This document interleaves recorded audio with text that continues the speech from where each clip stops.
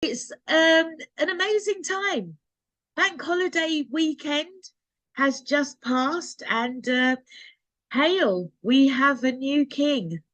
How amazing is that? You know, yesterday I was on DJ big 45's show, the 45 Experience, and he was talking actually about the coronation and unfortunately unfortunately I wasn't able to watch it. I didn't have time to watch it, that, and I don't have a television, so I wasn't going to be interested really in watching it. One thing that struck me that I did also say yesterday was that I'm amazed at how the side chick has managed to become the queen. I think that maybe back in the day it would have been severely frowned upon, but nowadays I see she's getting props, big time props. So yeah, it's all change. We are living in a time of change, and as big 45 pointed out yesterday, it's also a time of ritual. You know, there are certain things that happen at certain times when the energies are higher, when people choose times and dates to perform rituals. It's always because it's on a favorable date or at a favorable time. So I just kind of want you to note that, really. And we'll probably touch on it again during the show. But as always, this show, I talk about dying, death, and grief. Oh, yes, all the exciting nuggets that I can fathom from dying, death, and grief. And yeah, I suppose I can, it can be classed as quite a morbid conversation, but we have to be having these conversations because we've got a lot of power, we've got a lot of strength. And as long as we don't know who we are and what we are, we will never be able to enact our power or our strength. We'll never be able to find it, locate it, and use it to the best of our abilities. On the show yesterday, we also had the great Edison, who was talking about life and death, and we had such a great conversation with 45. And yeah, there's a lot of knowledge out there, there's a lot of wisdom, and I believe that, seeing as we are now living in the age of Aquarius, we've come out of the age of Pisces and we're now in the age of Aquarius. Again, this is something that I'll probably be giving more information about as we go on in shows to come. But we are living in the time of information. Information is hitting the earth, and we are now more aware of, you know, things that have been previously hidden. So it really is an interesting time to be alive. I personally always wished that I had been born maybe in the 60s, so that I could go to a few blues and shabeens and, you know, rub up against one wall. But hey, I find myself here at this grand old age, witnessing the dawn of a new era. And isn't it amazing? Wow. So yeah, we have a new king in the UK, and I think this is like the first coronation in like 70 years or something like that. It's been a long time. So for many people, this is a new thing. And at the same time as well, there are a lot of people that are up in arms because of the way that Great Britain has conducted herself around the world and taken many rights and possessions, our sovereignty, and has placed herself as ruler over us. So there are a lot of people who are kind of balking against that presumed rulership. And it came out yesterday in the conversation that, you know, really and truly, nobody actually owns anything, and nobody can actually own anyone. We are put into positions where we are unable to defend ourselves using our natural abilities. because those that seek to dominate us use information that, although is inherent in us, appears to be unavailable to us. So yeah, it's interesting. It's interesting. I'm thinking now, how am I going to link this to today's show? Well, actually, quite easily. Yes, I was thinking this morning, I was on Instagram and I was watching a video that was put on there by a guy called Gallus in Paris. He was giving me joke galore. And, you know, he was one of the clips that he had put on there was he was talking about nicknames. Yeah. So, for an example, I went to the funeral of a family member one time, and I had always known her as Madeline, and she had a sister called Adeline. And I thought it was kind of strange that their parents would give them such similar names. But at the funeral, actually, it turned out that her name was Caroline and that other people knew her by other names. And this clip that Gallus in Paris he'd made two actually, a part one and a part two. But he's basically sitting down and somebody walks past and he's like, ah, what, 3:30? And somebody else says, why do you call them 3:30? And he says, well, you know, she has scoliosis. So you see her back kind of bent up, sir. So she looked like 3:30. Okay. So then the next one walks past and he's like, ah, Nyam front. So the guy says to him, well, why'd you call him that? So, well, he doesn't have a kitchen in his house. So he comes out onto the veranda and he eats his dinner there. Okay, fine. The next one walks past and his name's Soon Dead. Ah, okay. So where's the joke in that? Oh no, there is no joke. He's soon dead. He's sick. And you know, everything kind of leads us somewhere. I was thinking about the nicknames that we have, those pet names that we have that we pick up along the way. When I was younger, I was known as Balloon Face. I think maybe because my face was rather big and rather round in proportion to the rest of my body. But, you know, back in the day, this was a matter of survival. We would give each other these names so that Martha wouldn't know who we were talking about.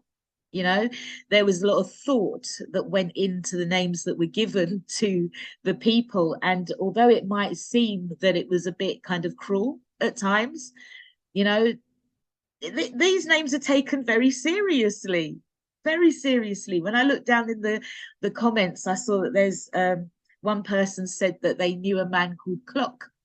So they asked, why did you know, why was he called Clock? Because one arm was longer than the other. I swear, I love being Jamaican. I love being of the Caribbean. And, you know, the whole naming thing, it doesn't just end at Jamaica. Look, you've got 45. I always thought that 45 was named so because of his inherent love for music. No, apparently there's another story behind the name. I am DJ LP and you are listening to me on Passion Radio. So yeah, let's talk a bit about this, not so much about this coronation, but this bid for survival. You know, we as African, Caribbean people of the diaspora have really had to be quite creative in our methods of staying alive.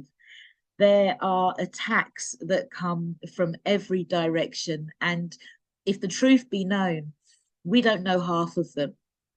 You know, we do not know the laws and the systems that are being used against us, that are being bent in order to manipulate and control and coerce.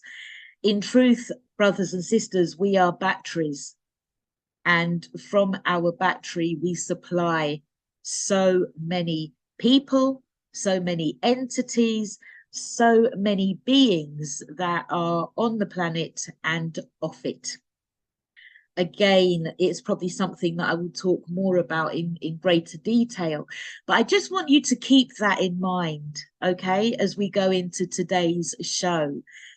So On the 4th of May, I sat on a panel and I was discussing the necessary decolonizing of death. Oh, yes, yes, death is colonized.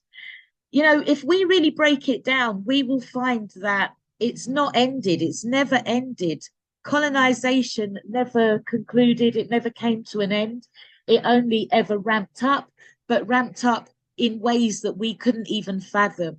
As I've said, it's the age of Aquarius.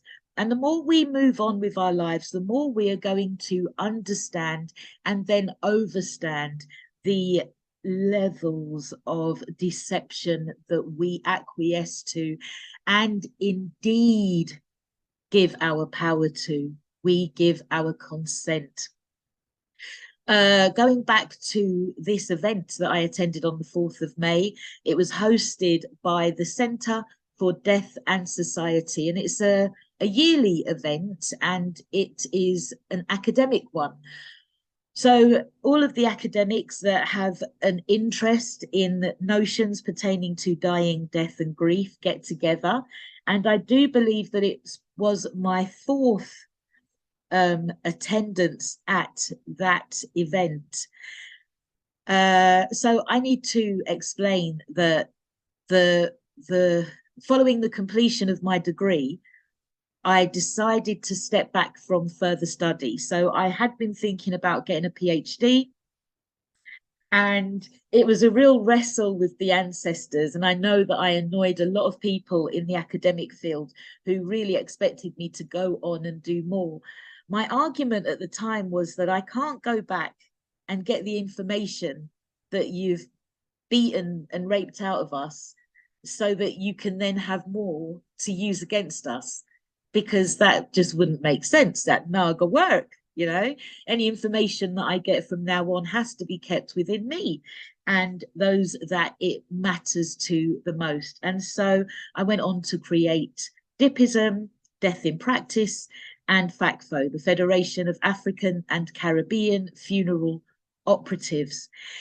The reason why I did that is because I don't feel that our death and our grief should be handled by those from other races. It's got to stop. We have to take back the control of our death and our funerals and our grief. Okay, we've been dying longer than anybody else on earth. It's stated, it's written, you know, that's the fact. It's undisputed. So it doesn't make sense that people from other cultures, races and backgrounds be dealing with our bodies at that time.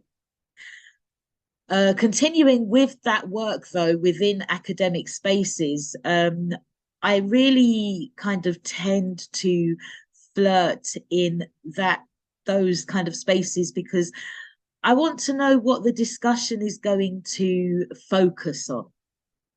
During past conferences, I've attended discussions on, you know, decolonization and reconstruction of the deaf space in the UK. The intent appears to be there to make it more diverse and for everybody to be represented more adequately. And so I have seen speakers address academic research about various insignificant thoughts, including last year when I went to York to a particular academic event. And one of the speakers was talking about the type of footwear that people have been found wearing, you know, that dead people have been found wearing, the type of footwear that dead people have been found wearing. How that has any significance really on the bigger picture befuddles me, but, you know, maybe there's madness behind somebody's inspiration, or maybe there's inspiration behind what appears to me to be utter madness. Anyway, moving on, I find that whilst such people are happy to talk about us and acknowledge how they are failing us on a daily basis, there doesn't actually seem to be any meaningful change to the practices and the betterment of the people that they insist on talking about. they're so very far removed from the reality of our lived experience. It really is as though there are multiple worlds that are functioning on this planet, and they just do not correlate. They don't match up. There's just no connection. And I suppose many people might think that I'm speaking harshly because, you know, genuine attempts are being made by genuine people to create genuine change in the world. But if you're not connected to the world that you're trying to change, then it really is, it just falls by the wayside, doesn't it? I know that in that there's a lot of maybe guilt and regret over the past actions of ancestors that have carried out injustices against others. But really and truly, there has to be a real stripping down of the soul before we can even begin to start merging together to do some positive work that actually strengthens everybody, so that there is some kind of a, you know, I don't know, maybe Peter Tosh would say even keel.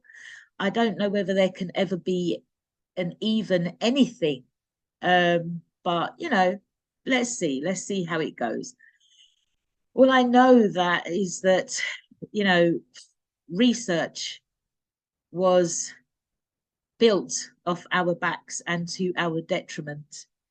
Yet our general disinclination to play with those people that presume to be in power, that set rules and policies, you know, it baffles them. And so, yes, there's an eagerness to penetrate the heart of the African and Caribbean communities, but I strongly believe that our progression has to be led by ourselves. And so that's why really I'm coming on to Passion Radio, and I'm allowed this space to speak about dying, death, and grief, because it's something that we need to be talking about in our spaces, whether it be in a communal area such as this, or whether it be in our private spaces. And yeah, this is a communal area. We're live on the internet. We're broadcasting to the world. So I'm very conscious to let everybody know that's listening that the information that I spread, even though it is primarily directed to people who look like me, those of African and Caribbean heritage, those of the diaspora, just know that any advancements that we make will ultimately improve the existence and the experience of life for everybody on earth, because we were the first people to walk the earth. Okay, so I don't know whether that was a disclaimer, but it's been said, it's been noted, let it be written. The very bottom line is the fact that death comes to everybody. It is universal. And as a service or a business adventure, there is so much that we can do. It's a recession-proof environment. As long as there is life, there is always going to be death. Okay, but I guess we haven't really given thought to it that deeply. But as I've said, we need to address it. We need to take back control of our experiences, especially at the end of our lives. Also at the beginning as well, the coming in and the going out are really crucial to our existence. The bit in the middle that we call life, so much happens. It's good, it's bad, it's up, it's down, it's in, it's out. And we have experiences and we grow and we learn. And eventually we come back to our death. And those that mourn us are confronted with their grief. Okay, the focus of the federation that I created, the Federation of African and Caribbean Funeral Operatives, otherwise known as FACFO, is to find those within the communities who are doing the work of guiding death, the work of arranging funerals, and the work to of tending to our ceremonies and our grief. Many, many more of us need to be doing this work. And, you know, I'm going to come back to ritual and tradition and the importance of this. You know, if ritual and tradition wasn't important, right, we wouldn't have a king sitting on the throne who was dressed up in his frock and regalia, who, you know, took part in many different rituals in order to cement his place on the throne alongside his wife, who I'm sure had to do her own whatnots in order to be crowned queen. You know, there's a lot that will have gone on in private, and there's a lot that we saw displayed in public. And if we trace it back, given the fact that we are the oldest people on earth, surely then these rituals and traditions must have come from somewhere. Surely. However, isn't it ironic that we are led away from our African spirituality because it's wicked and evil and so dangerous? I think the question would be is who is it actually dangerous to? When we look back on the Haitian Revolution, it was used to the detriment of those that were seeking to control. So could it perhaps be dangerous to those who banned it? Could that be the reason why they banned it? Okay, so you have to forgive me because I do tend to kind of come off topic, but then I do find myself going back on topic again. So enough of my ranting. Let's look at some of the ways in which our experiences on Earth in these bodies are still colonized, okay, or colonized. Where did I get colonated from? I wonder if it's a word. It is now because I've said it. So many of our parents, particularly our mothers, worked within the NHS. My mother was a nurse. She worked with people who were experiencing cancer. And at times those people died. And she would follow the procedures that were set out as normal and right. The thing is, when it comes to the NHS, the focus of those working within it is to preserve life. So once it is evident that a life can no longer be prolonged, there is a withdrawal of treatment and a move towards those who still have life. Okay, so let's just look at that, what I've just said, in a little bit more detail. Okay, the nature, the purpose of the NHS is to preserve life. They can't save a life because we're all going to die, but they can perhaps, who knows? I don't even know. Can they preserve life? We all have a date and we all have a time. So I wonder whether we're fooling ourselves actually when we interact with the NHS. But that's again me, you know, my thought process, I'm going off track. Okay, so let's just keep it moving. Once it's evident that they can no longer do any more, then they withdraw treatment, they make the patient comfortable, and then the patient patiently dies quietly in, you know, subdued areas so that their activity is not a hindrance to anybody else. The medical model has really changed, though, you know, throughout time, especially even throughout my life. I'm in my mid-40s, and I remember when I was younger that the doctor would come out to visit me if I was unwell. And yeah, more so before my time, the doctor would sort of consider the needs of the sick. So it was during the Industrial Revolution that the doctor was moved to a more central space because it was easier for people to heal and be treated in the same place. Okay, so during the Industrial Revolution, you had people getting their scalp rip off because their hair was getting caught up in the machinery. You had people getting limbs cut off. You know, they were losing digits, they were losing their lives because the you know, the industry, the industrial tools that they were using were were you know, quite sharp instruments. They were quite powerful things, and there weren't any kind of safeguards in place back then to preserve the workers. Can you imagine how much torture and how much despair is lodged within the DNA of those who are descendants of the people who were part of the Industrial Revolution?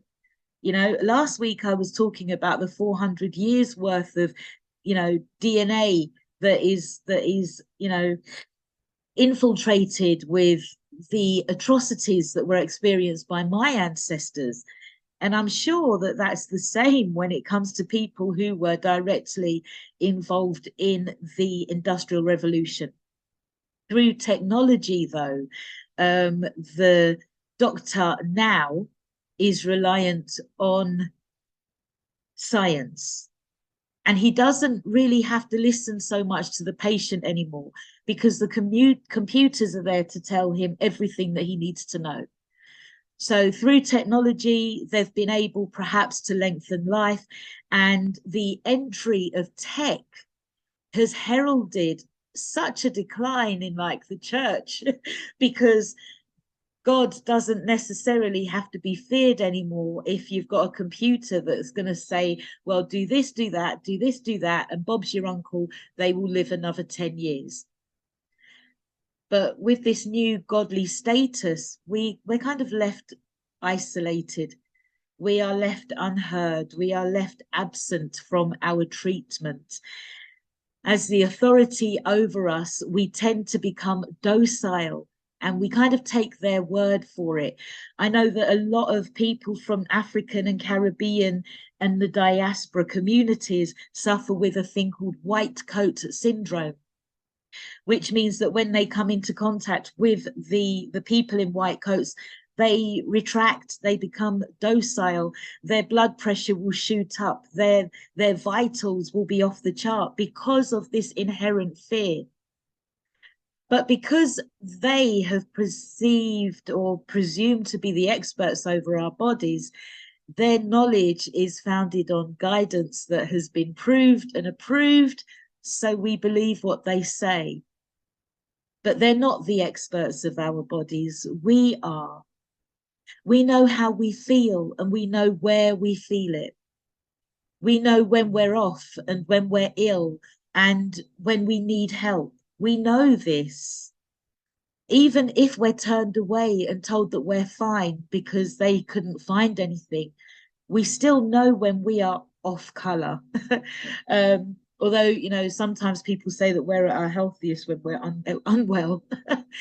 But there are so many people who go to the doctors and they're told, oh, there's nothing wrong with you. Oh, it might be a bit of wind. Oh, we missed it. You've got 4 weeks.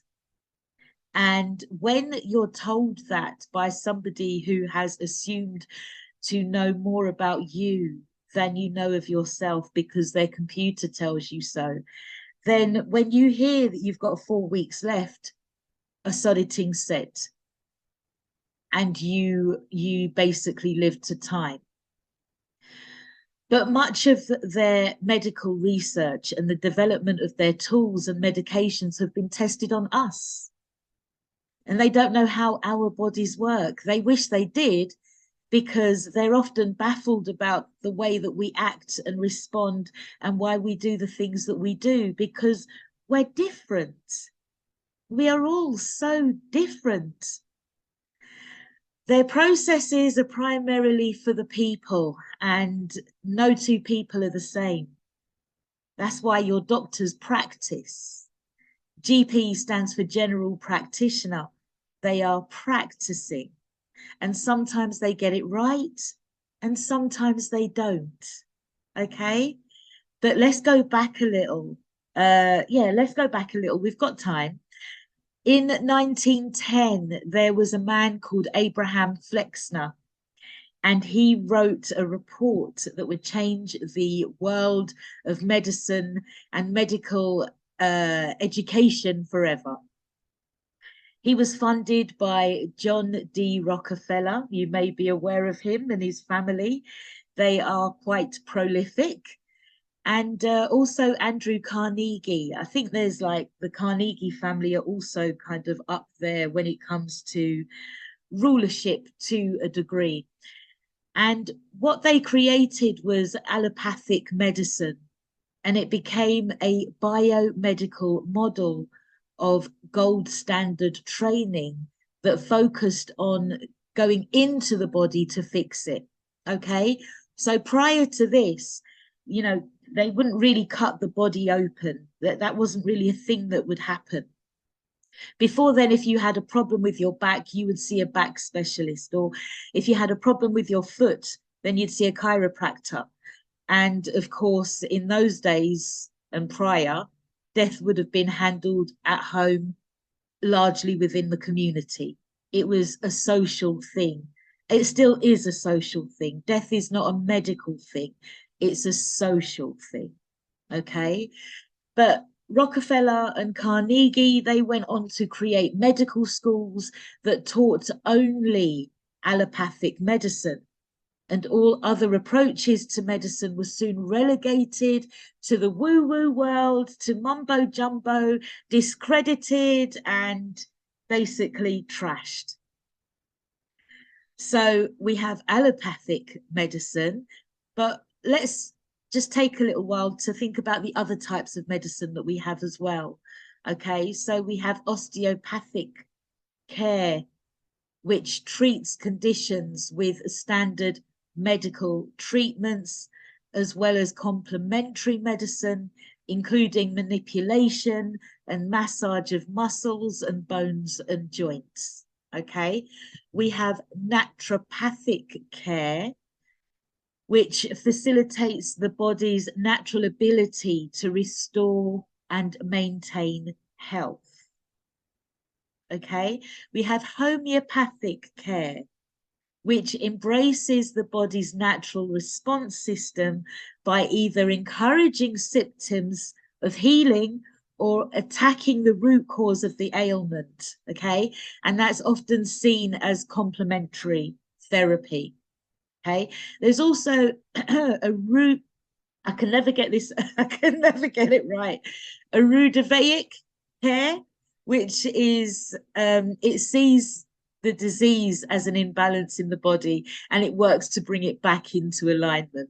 Okay, so I'm talking here rather much about complementary or alternative medicine, which then covers stuff like Chinese medicine.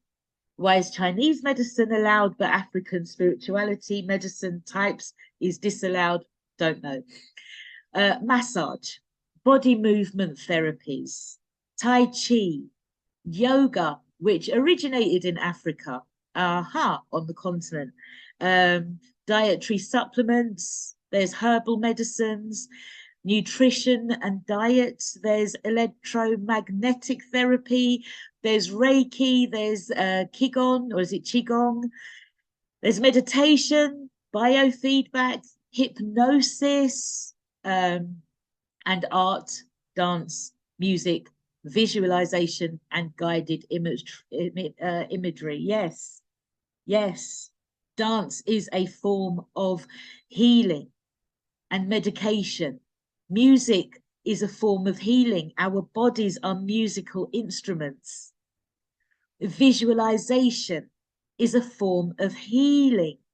You know, see yourself better, imagine yourself better, look within your body and go to those parts of your body that are at a state of dis-ease.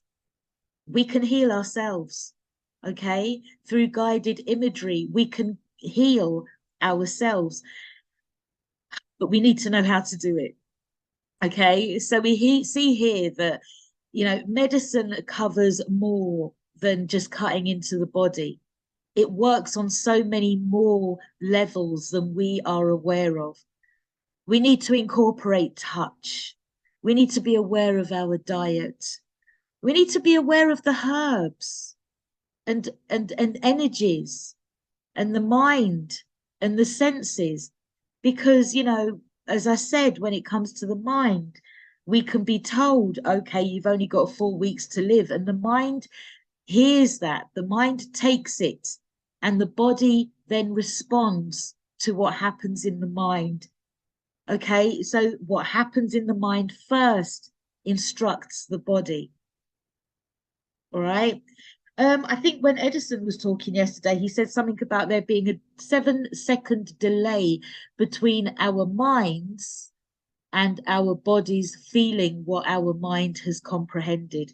And I think that the easiest way for me to break that down is like this.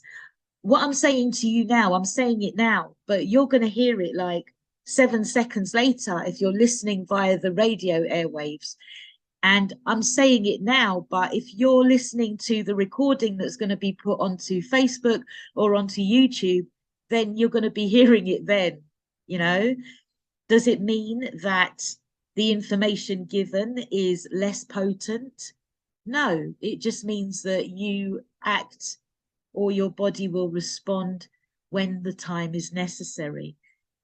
And so true a statement, because many of the words that I speak are designed to trigger you. You may hear me consciously, but you will also hear me subconsciously. And there will be parts of your body that will be triggered because guess what? You know this. I'm not telling you anything that's new. You know all of this. It's all within your body. It's all within your DNA. It's within your past lives. It's within your different experiences as you have walked the earth. You may not believe in past lives. So, I apologize. My intention is not to foist my beliefs onto you, but let's open our minds, okay? Medicine covers much more than just cutting into the body, okay? We need urgent spiritual healing. And once we are spiritually aware of the laws that are being used against us, when we are spiritually aware of the frequencies that are being pumped into the atmosphere that we can't hear, when we are aware of the foods, the right foods that we are to be taking into our bodies, then we will be in a better position to heal ourselves. I can't heal you. All I can do is speak of what I'm learning, not necessarily of what I know, because I'm learning. I'm on a journey, you're on a journey, and my journey is my own. So what works for me might not work for you, It may not mean anything to you, but if I don't share what I do know, then how can you be triggered by your body to actually seek that which is needed within? That's it. That's it. I'm nothing special. I'm not doing anything special. And I think I say quite often, I'm not even talking to you. I'm talking to myself. And we are one. So if I heal myself, then maybe perhaps I heal more people. If I continue on my journey, which I'm doing so with great reticence at the moment, if I pull my socks up and fix myself up and my diet and my body and everything else, then, maybe, just maybe, it will help other people. We are here on earth. We live on earth. So we need more natural forms of treatment that actually heal rather than patch up the imbalances. And that's what allopathic medicine really does. It patches us up so that we can continue to feed into the system. Traditionally, our communities were made up of healers and seers and those who would tend to embrace one's health.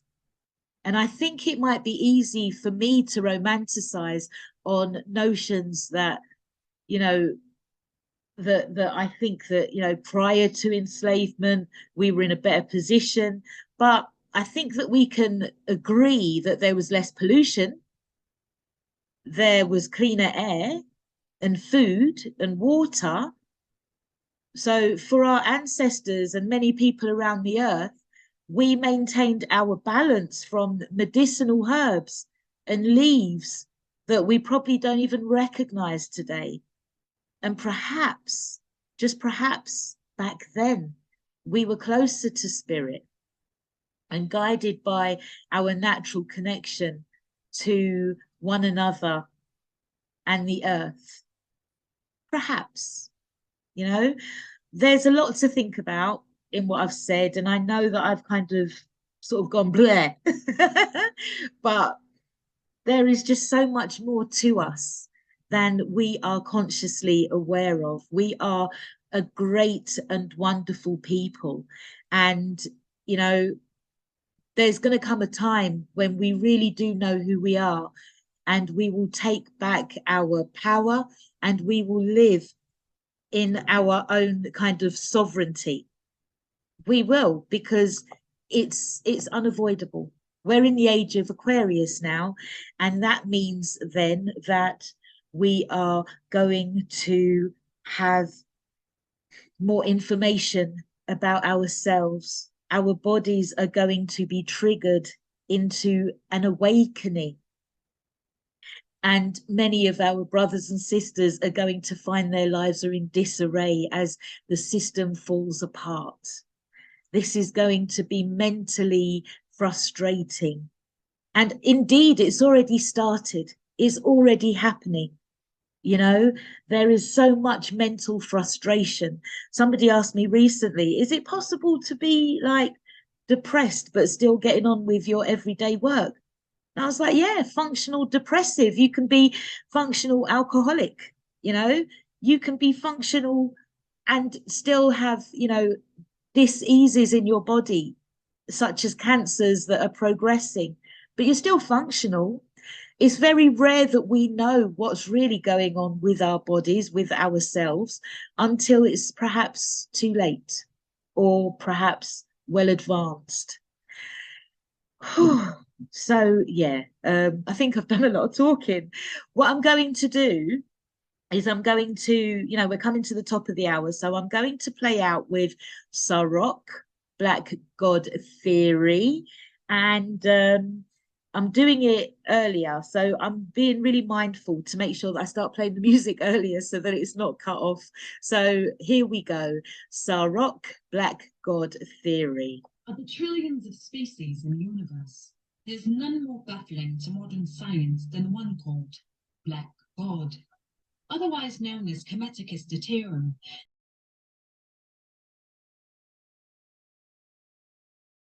Okay, hi. Here we are in the second hour.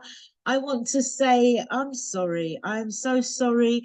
I don't know how this sounds on the radio, but my equipment seems to be failing me at the moment. So if there is any kind of sound quality loss to this broadcast, I apologize. I am supposed to be on the radio this evening, 8 till 10, playing all the best in reggae, and I don't know whether I can subject you all to anything that is less than 100%. So we'll just have to see. I'm going to have a word with management and see what can be done. You are listening, though, to DJ LP on Passion Radio, and I believe very much that you can actually hear me.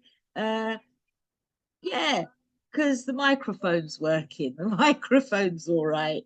You have been listening to Sarok.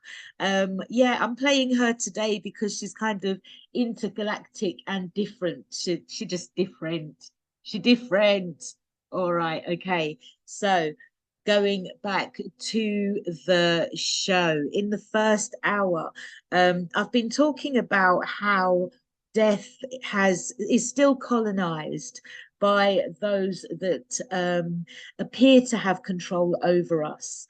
And I think the good news is that, yes, we are working to see if we can make some improvements. So if you do hear some kind of fluctuations in the quality of the show, then just let me know. Well, you don't have to let me know. We're working on it. We're working on it. This is live radio, brothers and sisters, boys and girls. This is how it goes.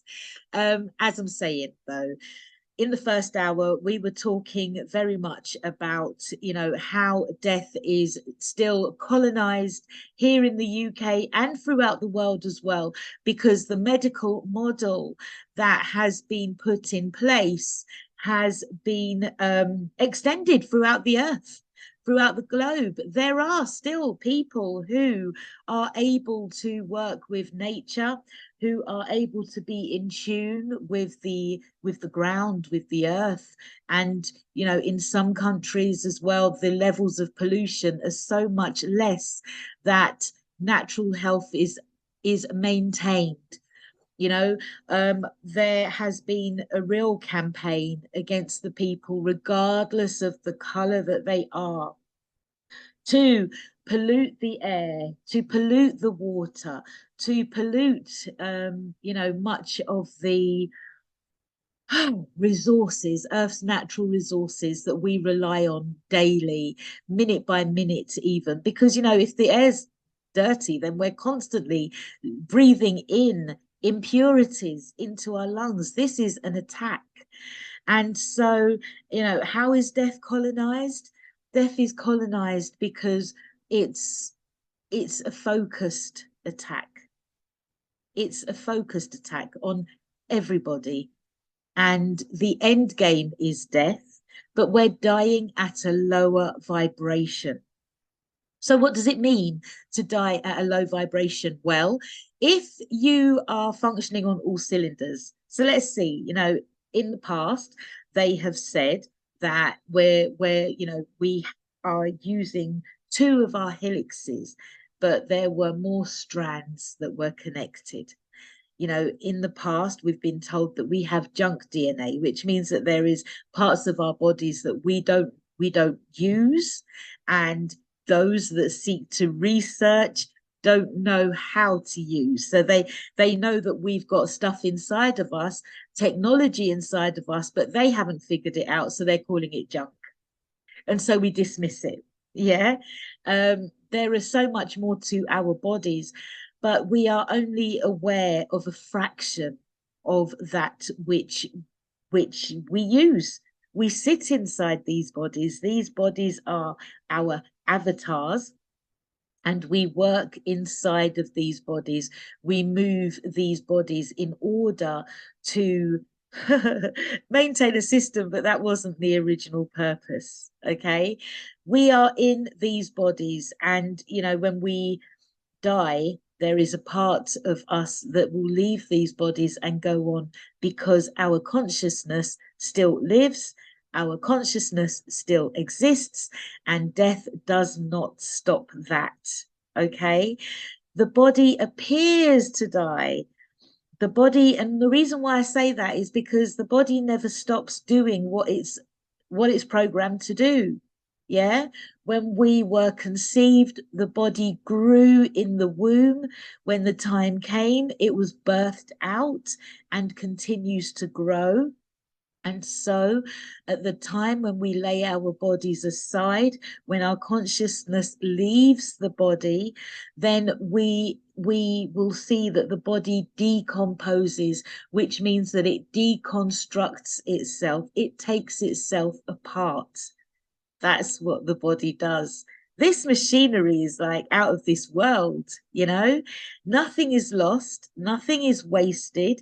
This is matter, and energy can never be destroyed. So matter may fade away, we bury, we cremate, but the earth absorbs when we bury, and when we cremate, whatever you do with the ashes, it just recycles. Everything gets recycled, everything. And that is nature. That's nature. So let's think about, all right, I'm trying to keep bringing it back to the colonization part of things, but let's just think about nature, because there's nothing more powerful. Regardless of the computers that you use, regardless of your mobile phones or the technology of your computers, regardless of whatever it is that we have outside of ourselves that we tune ourselves into, the sun will always shine, it will always rain, the grass will always grow, and the system continues. And I do believe that, yes, we are back up and running 100%. So I just want to say thank you to the um what do we call you? Thank you to our engineer, our sound engineer, who it seems has been able to get me back at 100% on Passion Radio. So I hope that nothing has been lost. And once again, I sincerely apologize if there was any dip in the quality of sound that you received from this show. Okay, let's go back to nature. When we look at nature, you know, the grass grows, the plants, the trees grow, the herbs that neutralize, that bring us back to health, that restore us, it all grows from the earth. Okay, and we eat this, and we strengthen our bodies, and we reproduce, we have children. And you know, if we are having children that are grown on good diets, if we have a good diet and we have a child, and then our child's body is naturally founded on a good diet, then the system will continue. They will have children that will also be founded because they have that energy, they have that education, and we spiral upwards. Okay, but when we do not know about good nutrition, when we are forced with nothing but, you know, polluted food and fast food, plastic food that is literally just there to keep us in survival mode, that is there to keep us going in the sense of, you know, functioning each day and not enlightening ourselves, then we are going to produce low energy people. And that's basically where we find ourselves today. Society is riddled with low energy people. And so when that is your foundation, when that is what's at your core, how can you feel happy? How can you fight against frequencies that are attacking you as well that you don't know about, you know, so high pitched or so finite that a dog could cat pick it up, or a cat could pick it up, but we personally, being dense, being matter, are oblivious to it. I know that I'm talking about stuff that's kind of like way out there, but you will come to, and I will come to, a greater understanding. And so as again, as I said in the first hour, as I'm going along my journey, as I'm learning, I hope that I'm triggering something in you so that you can come back and teach me. What did I say? We're all one, aren't we? So, you know, each one teach one. And I'd really be interested in hearing other people's opinions of what it is that I'm saying right now. But, you know, we are still colonized, very much so. We may not believe that we are, because we might have, you know, fancy trinkets, we might have a fast car, we might have a nice house, we might have a good job, we might have a great social life and everything, but we are bound still. We are kept in bound states. And you know, the food aspect is just one of them, the air and the pollution is another, you know, mindset is another, because we are restricted. And I think this came out as well yesterday with Edison, not sure. I know that I'm referring to him a lot, but I find the more that we speak, the more that we are sort of on the same page when it comes to how great and wonderful we are, how beautiful our bodies are, and the importance of going within to find the center points, the activating points that we need in order to raise the vibration of our lives. And so, you know, it's when we die with a higher vibration that we are able to then find ourselves in the right places. Because, yes, as I've said, it's just the body that appears to die. Or, as Edison said yesterday, it's the story. So, the story of Laura comes to an end when the the consciousness of the one who was playing Laura lays the body aside. Body doesn't die. The body does its thing, it deconstructs itself, and everything carries on. But the story of Laura finishes, and it only continues in the memories and the hearts and the minds of those that I have touched. So I'm touching you, and I plan to touch you for for a great many more years. And as I've said, the more I grow, the more I will share with you all. So let's go back to the nature, the notion of how our death is colonized. So back in the day, historically, we used to die away at home. It would be a community thing. We would do this together. There would be death midwives, just as there would be birth midwives, and those death midwives would be able to then guide the soul to where it is supposed to be. So just like when you're being born, there is a welcoming committee. Everybody loves to hear when a baby has been born. There are people who go out and buy presents and clothes, and we just rejoice over this new life. Likewise, when we pass away, when we are now free of the body, because the body is very heavy, you know, when we are free of the body, there is, we are welcomed by our ancestors. And again, if this is something that doesn't really sit well with you, then I'd love to know what your notion is of what happens once we do lay our bodies aside.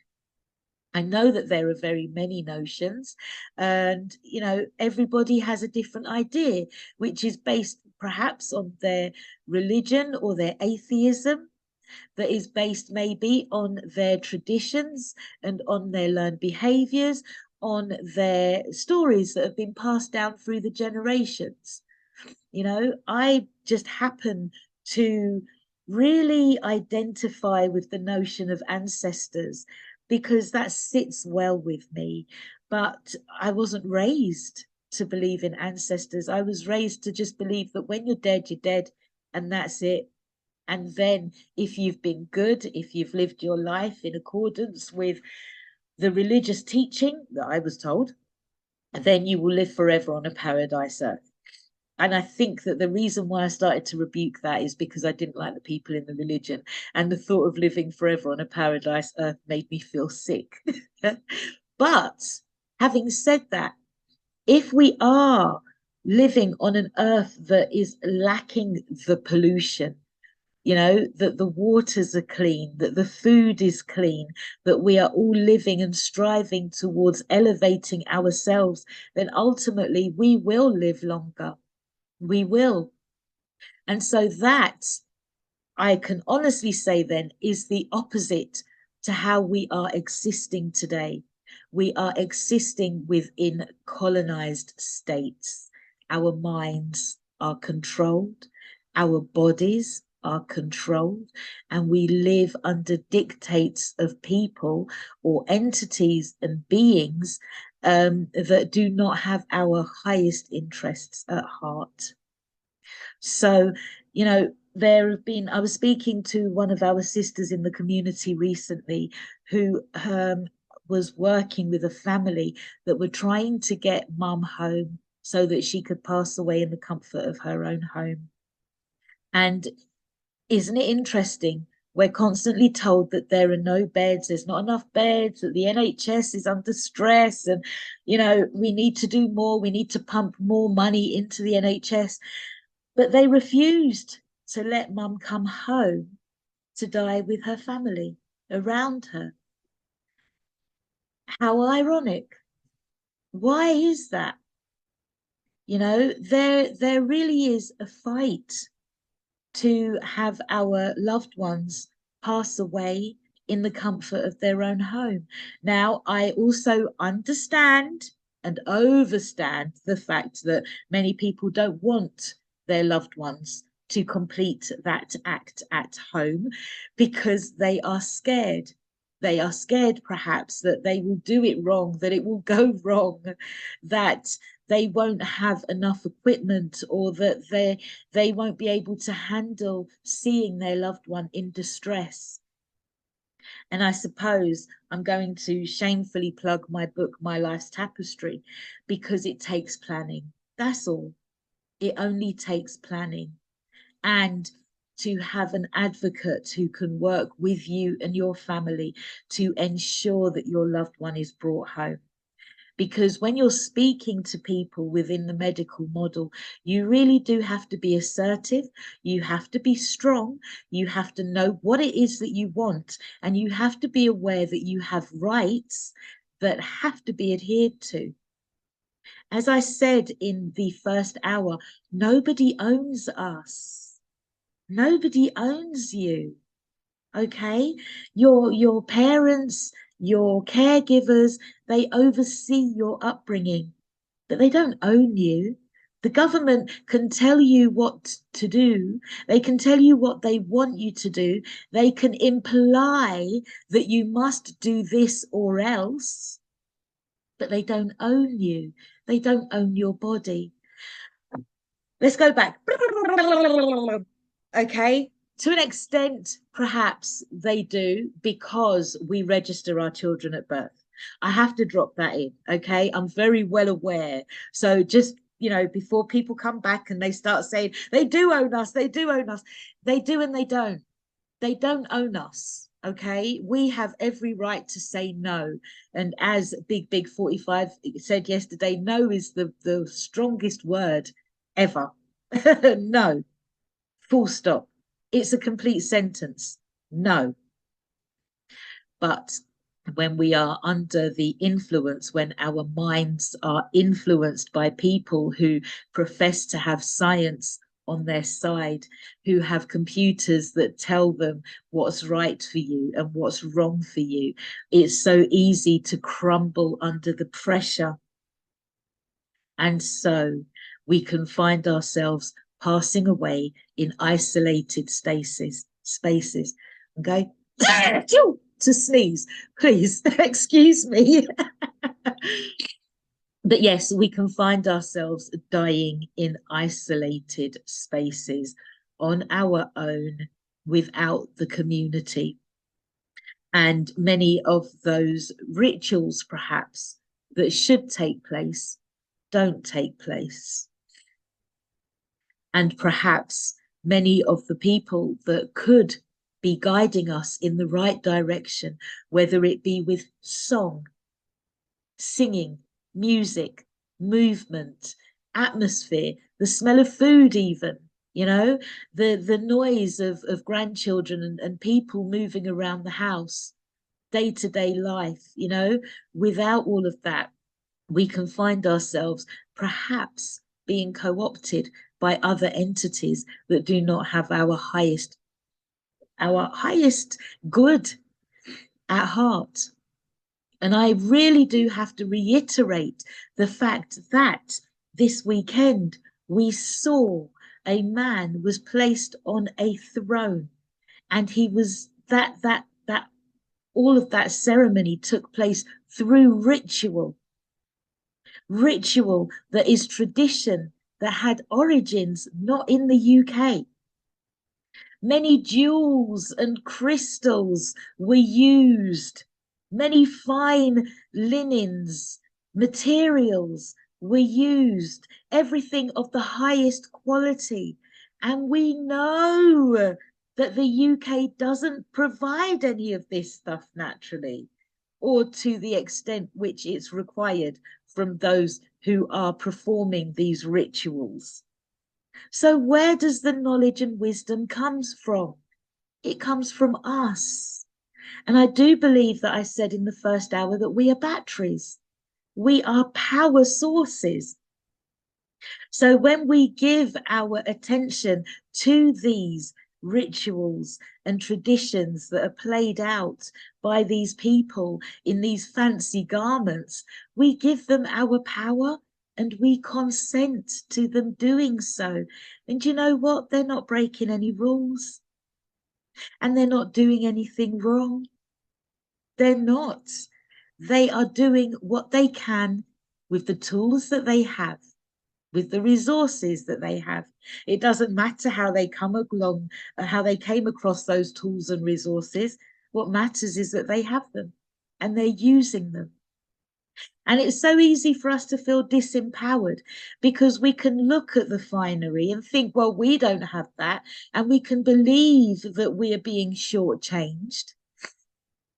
But we're not. We're not. Because we have all that we need inside of us. So we don't need to be looking outside of us because there's nothing outside of us. Okay, when we're looking outside of us, we're being distracted from what's going on inside. That's it. When we look outside of us, when we look through our eyes and we believe that others have more, when we believe that others are doing better than us, when we believe that we're not good enough because we compare ourselves to other people, we lower our vibration. When we don't believe in ourselves and our greatness, which is so easily done because we don't know, and our parents didn't know, and our grandparents didn't know, and it goes all the way back. We've lost a lot of our knowledges and our wisdoms. We simply don't know who we are. But there are energies, entities, and people walking the earth who do know. And they're using those powers, they're using those energies, they're using those astrological alignments, and they are harnessing energy. Simple things, really is simple things. So our death is colonized. And for all we know, our bodies are at their most vital when we have laid them aside, for all we know. So when we have passed away in an environment that is foreign to our comfort, who are we feeding? Literally, who benefits? Because we certainly don't benefit. What happens in those darkened spaces to the bodies of our loved ones once they have laid their body aside? We don't know. We don't know. And that's why I've created FACFO, the Federation of African and Caribbean Funeral Operatives, because it's important that we start to have the conversations. It's important that we start to create our own businesses so that we are looking after our own bodies. In truth, I have to concur with what people like Dr. Umar says when he says that we need our own schools, we need our own commerce, we need our own shops, we need our own, what else does he say? Medical institutions. We need to have our own everything. But at the end of the day, we're still living on this earth, and we're still living under laws that have been co-opted, not broken, but co-opted away from our highest good. So what am I saying? Am I saying that it's pointless? Am I saying that it's all a trap? Am I saying that there's no escape? I'm not saying that at all. We escape by going within. That's it. So how do we go within? The hardest thing that I'm finding to do at the moment is just sitting quietly. It's like in recent months, I've become so hooked to this mobile phone that even the thought of sitting quietly is, it's hard work, but it's necessary. There are so many aspects of us that talk to us. Yeah. Back in the day, if somebody was walking down the street and they were talking to themselves, it'd be like, oh, look at him, he's mad, he is, because he's talking to himself. But how often do you talk to yourself? There was one time when my daughter went to trampolining and she likes to wear a lace front wig. And yes, I am blowing you up online, Lauren. I'm sorry. And she was jumping on the trampoline because she trampolines. And she heard a voice that said, your wig is going to drop off. And she ignored it. She carried on doing her splits and roly polies and all the rest of it and flexing like she was a bad girl until, yes, the wig did fling off the head and she was exposed. And she was like, I knew it. They told me. How often are we hearing voices that tell us, that guide us, don't stop? And we continue because we just don't hear, or we don't understand the relevance, or maybe we think that we're going mad. We are so wonderfully made, and there are more aspects and faculties to ourselves. We need to get to know who they are. My consciousness in this story is called Laura. Pleased to meet you. And there are other aspects of Laura that you will probably never meet. You might hear about them. Oh, that Laura, she's a right this, she's a right that. You might hear about them, but you may never meet them. There's the Laura that works. There's the DJ LP, you know. There's the Laura that speaks to her family in different ways. And there are different ways that I speak to different members of my family. That's the way it is, you know.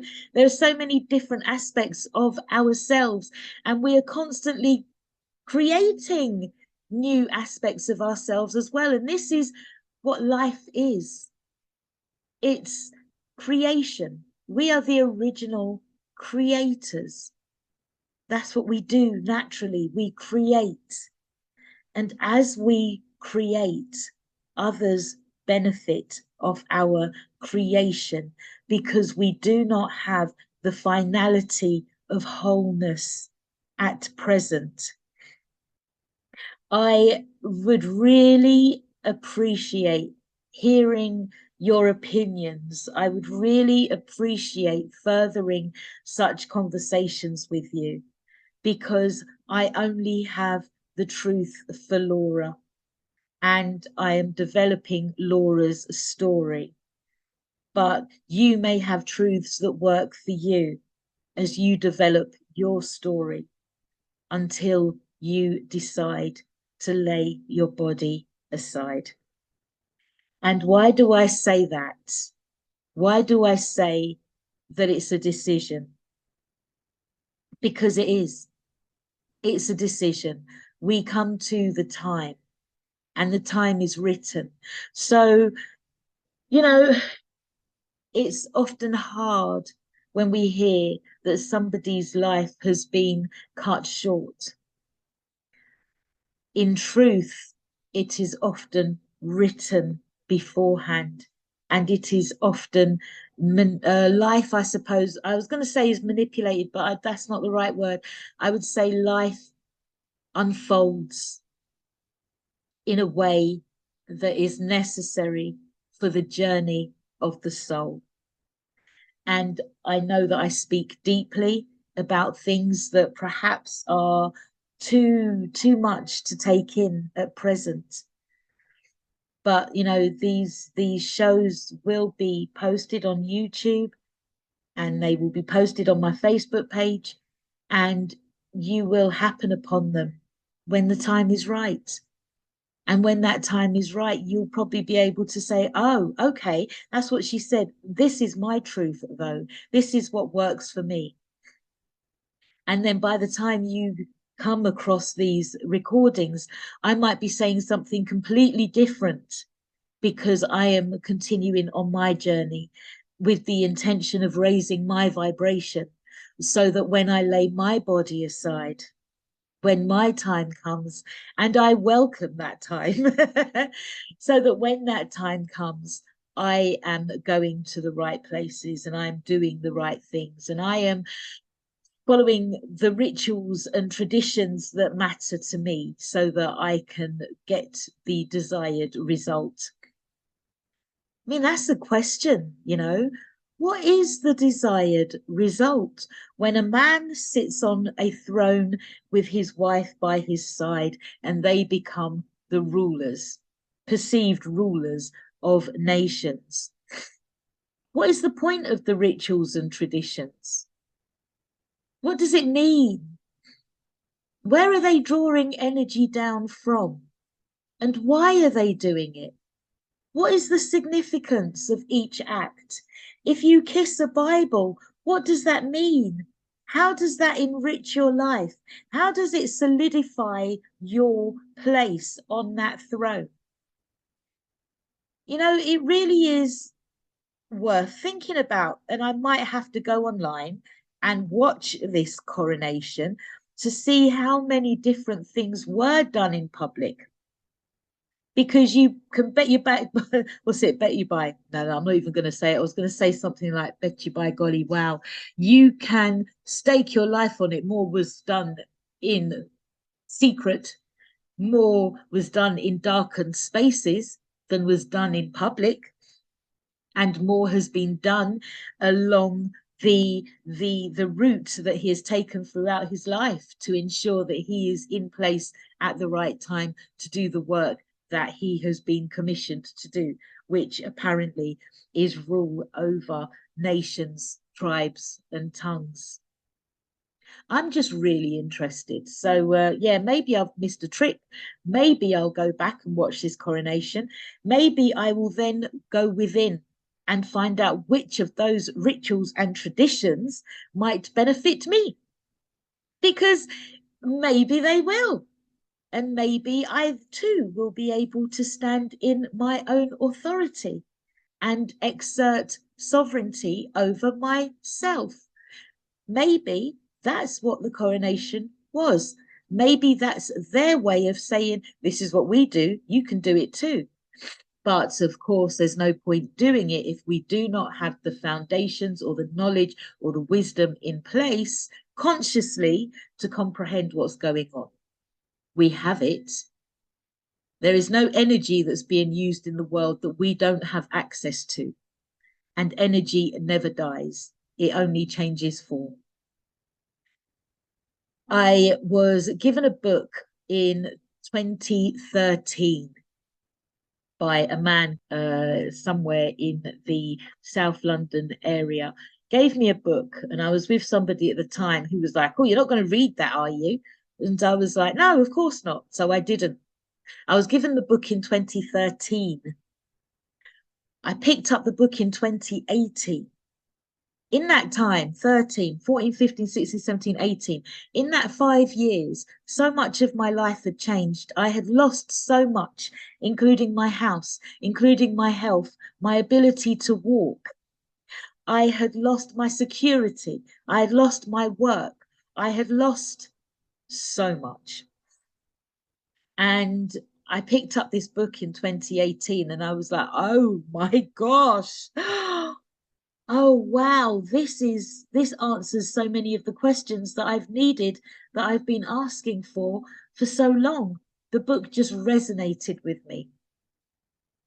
And then for some reason I stopped reading the book. And then in 2023, spring, now I have picked up the book again. So that's 18, 19, 20, 21, 22, 23. Another 5 years later. I had this book 10 years. I'm picking it up and I'm reading it again and I'm like, oh my gosh, there is so much in here that pertains to the laws that are being worked against us. There is so much in here that talks about the underworlds and the different gods that are in operation on this earth and the workings of existence in the underworlds and the upper worlds. There is so much more to who we are and where we are coming from. And so I'm not going to patronize you and say it's easy, because it's not easy. Finding out who we are is not easy. It's not an easy journey. It's hard work. and I'm struggling. I've just told you, I sit down to be quiet, and before I know it, I've got my mobile phone in my hand and I'm looking at Galice in Paris on Instagram. You know, if there's one thing I don't want to be, it's a hypocrite. It's not an easy work. It's not easy at all. And there's much that as you go along your journey, you will have to give up because you will realize that it's lowering your vibration. There's a lot that has to change within your life because your vibration is being lowered. And I'm not saying that we need to rise our vibration for death, but we need to raise our vibration for our highest good, for our life, for a greater quality of life on earth, despite the pollution, despite the degradation of our food and our environments. Yeah, despite these square boxes that we are being kept in, there is so much going on in the world. There is so much change that's happening. There is so much light that's hitting the earth. And when we're ready for it, it will reveal itself. We don't have to rush because that which is already foretold within us will happen naturally. That it's always better if it happens with awareness. Again, I often refer to the amount of our brothers and sisters who are locked in mental facilities because perhaps they were having a spiritual awakening, or perhaps they were falling into place. As opposed to having a breakdown, perhaps they were having a breakthrough that was lifting them. And it's going to look painful and it's going to look messy, just like death is going to stink and be nasty. But I wonder what it looks like and smells like and feels like for the caterpillar that is in the cocoon that then breaks out and becomes the butterfly. Could we perhaps start to look at death as the emergence of a brand new and beautiful beginning? Could we perhaps start to look at death as an elevation, as a leveling up, as something to be congratulated, despite the door that our loved one uses to exit, be it cancer, be it diabetes, be it AIDS, be it a coma, be it a stabbing, you know? I don't know. I don't have all the answers. As I've said, I'm just sitting here and I'm thinking out loud. And I really do welcome any contributions that you have as well, because we need to be talking about these things. I am inside me. I am inside Laura, the story of Laura, and you are inside the story of you. And you may just have the key that can open up the awareness for so many people on earth so that they can find their answers. You know, it's like a domino effect. You flick that first domino and everything gone a dotty. But in the ruination is the beauty. Because those perfectly upstanding bricks are now tilted forward in the direction of knowledge, tilted forward in the direction of wisdom.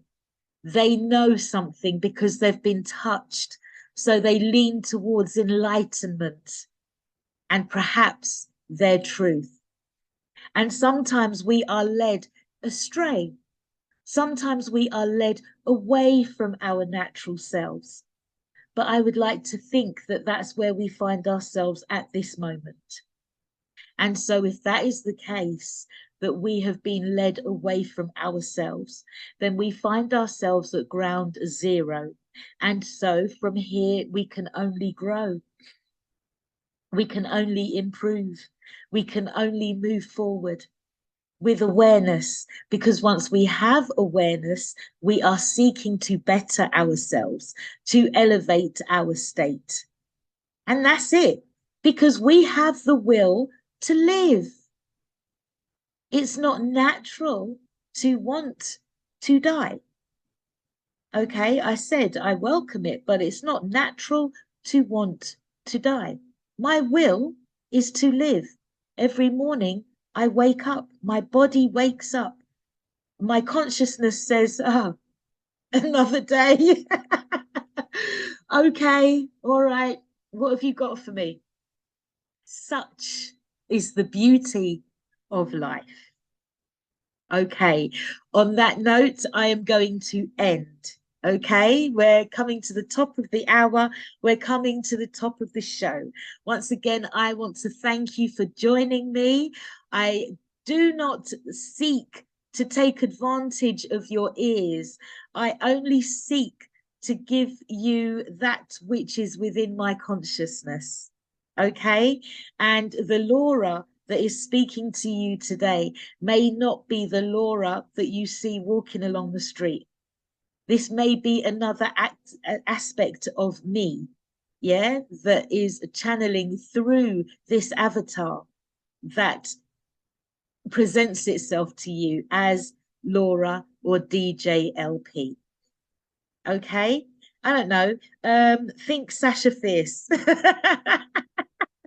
No, I'm not comparing myself to Sasha Fierce, but as I say, there are many aspects of us that work at different levels. And so when I'm speaking to you, I may not fully comprehend what I am saying. I might come back to this recording in 5 years' time and think, God damn, wow, did I know that then? So why didn't I do it then? And that's when I start to feel shame. That's like when I look back on the book and I'm like, I got it in 2020, 2013, and now in 2023, I am seeing it. But we're not always ready for it. Okay, so you don't have to rush anything. You don't have to perceive yourself as having missed out on anything. Nobody is doing anything wrong to you. Nobody is hurting you in any way. Nobody is harming you. You're all right. You're all right. Okay, and yes, you do feel pain, but remember that you feel it in your mind first, and so we have to rework the mind. The body is the indicator to let you know that there is imbalance in the mind. And if your mind is controlled because your environment has been lowered, your food has been lowered, your health has been compromised, then ultimately there's work that needs to be done. That's it. Okay. All right, I'm going to go. I'm going to go. I'm going to finish today's show with Sarok again, goddess, gang, gang, gang.